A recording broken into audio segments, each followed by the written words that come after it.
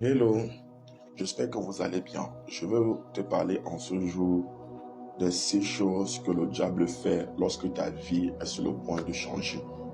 Lorsque vos portes sont sur le point de s'ouvrir, lorsque vous êtes sur le point d'entrer dans une nouvelle saison, qu'est-ce que l'ennemi fait? Cette vidéo, c'est pour plus de discernement dans ta vie afin de ne pas laisser l'avantage à l'ennemi.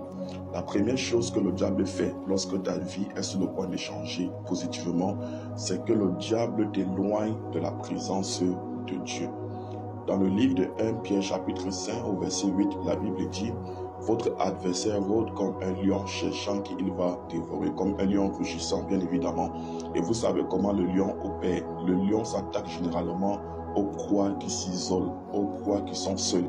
Lorsque vous voyez que vous commencez à perdre votre vie de prière, vous commencez à perdre votre vie de méditation, lorsque vous commencez à ressentir la lourdeur dans les choses spirituelles, vous dormez beaucoup, vous commencez à paresser beaucoup, sachez qu'il y a une nouvelle saison dans laquelle Dieu vous fait entrer, que l'ennemi est en train de combattre de manière très subtile.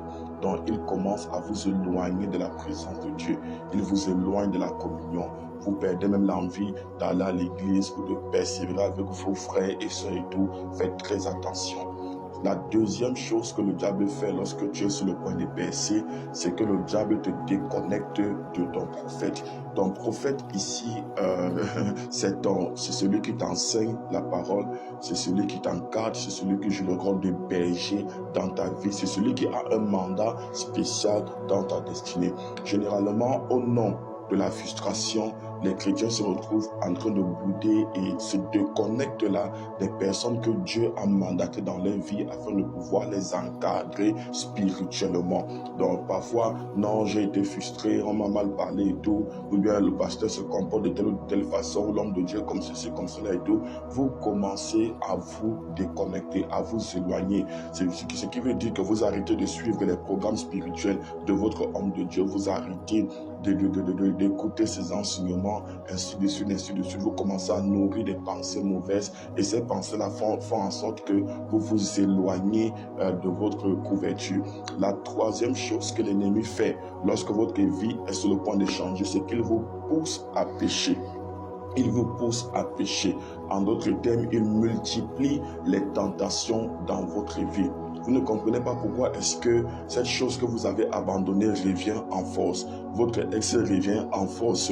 Vous commencez à avoir des invitations pour aller danser en boîte, pour aller boire la bière. Donc les tentations commencent à se multiplier. Et c'est ce qui s'est passé dans la vie de Joseph lorsque sa vie était sur le point de changer. La parole de Dieu nous fait comprendre que la femme de Potiphar est venue dans le but de le séduire afin de coucher avec lui. Il faut faire très attention. Lorsque les tentations sont en train de se multiplier, vous devez comprendre qu'il y a quelque chose de bon qui est sur le point de se produire et que l'ennemi est en train de vouloir voler cette chose-là. La quatrième chose, c'est que le diable t'incite à la rébellion. Vous savez que Dieu n'aime pas la rébellion. Le premier rebelle, c'était Satan. Et vous avez vu ce qui s'est passé avec Lucifer, avec le diable. Donc, lorsque vous commencez à vous rebeller contre Dieu, non, je suis fatigué. Et cette rébellion-là vient parfois par les murmures. Ça vient par les murmures.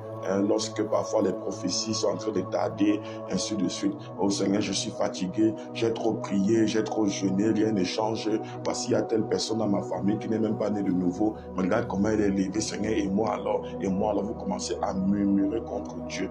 Vous commencez à murmurer contre Dieu. Vous commencez à vous rebeller. Donc si c'est comme ça, moi je ne prie plus, je ne jeûne même plus, je ne lis plus. Ce qui doit arriver arrive. Je m'en fous réellement. Si Dieu veut qu'il me tue, tu commences à t'adresser à Dieu comme si Dieu était ton camarade de classe. Il faut faire très très attention à la rébellion. Toutes les fois où des hommes ont manifesté la rébellion dans la Bible, vous voyez comment a été leur fin. La cinquième chose que le diable fait lorsque votre vie est sur le point de changer, c'est qu'il vient mettre les pensées de découragement dans votre cœur. Oui, vous venez vous décourager à la dernière minute. à la dernière minute, vous venez vous décourager. Faites très attention parce que le découragement ne vient pas de Dieu. Le découragement est une arme que l'ennemi utilise contre vous afin de prendre le dessus sur votre vie, sur votre ministère, sur votre foyer, sur votre destinée. Se décourager, c'est admettre la défaite dans sa vie. Se décourager, c'est reconnaître que le diable a remporté la bataille et c'est très très dangereux. Donc lorsque vous commencez à vouloir baisser les bras, lorsque vous commencez à dire que vous êtes fatigué, que vous n'en pouvez plus, sachez que parfois c'est à ce moment-là que les choses étaient sur le point de changer et de manière très subtile, l'ennemi est venu encore avec ses stratégies.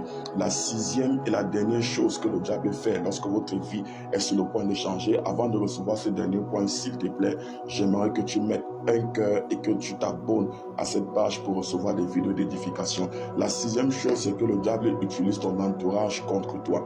Tu ne comprends pas comment est-ce que d'un moment du coutement comme ça, comme on le dit sur le quartier, brusquement, ton entourage s'élève et commence à te combattre. On commence à s'opposer à toi. Tu ne comprends pas pourquoi est-ce que c'est ton propre père, ta propre mère, ton propre mari, ainsi de suite.